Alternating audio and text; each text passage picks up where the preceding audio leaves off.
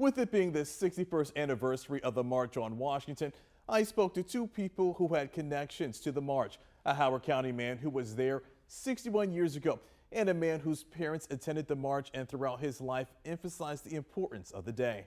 On August 28, 1963, more than 250,000 people gathered in D.C. for the March on Washington.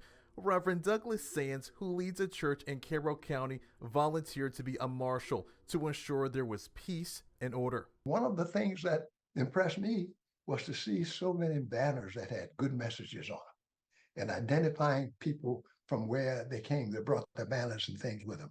Dr. Martin Luther King Jr. delivered his famous I Have a Dream speech. Reverend Sands says he was impressed by the words of Dr. King. He stayed on message.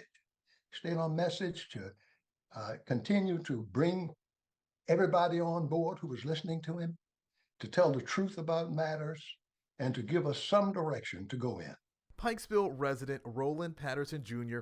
was only a child during the march, but both of his parents traveled from New York City to be there. Men and women of all backgrounds, but certainly of our background, African American, traveled from across the land, across the nation, bus, car, hitchhike, because this was that important.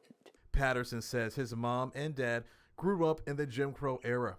His parents shared with him the importance of being at the march and the overall significance of the Civil Rights Act that was passed in 1964. The March on Washington, being the catalytic event for the act, made it a seminal event. And so whenever we were having a larger discussion, there would be reference back to the march. Patterson believes progress has been made in accomplishing Dr. King's dream, as evident with the Democratic nomination of Kamala Harris for president, but believes there's still more work that needs to be done. There is still institutional racism at large in the country today. While Reverend Sands believes Dr. King's dream has become a reality. It has come through beyond what he expressed about the dream.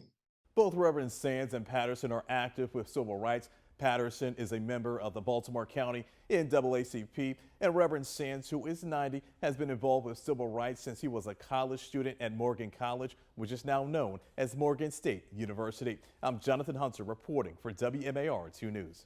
All right, guys, thanks for watching WMAR 2 News on YouTube. If you enjoyed that story, why not hit that circle and subscribe? We post stories directly from our newscast right here every single day, and you can watch anytime you want.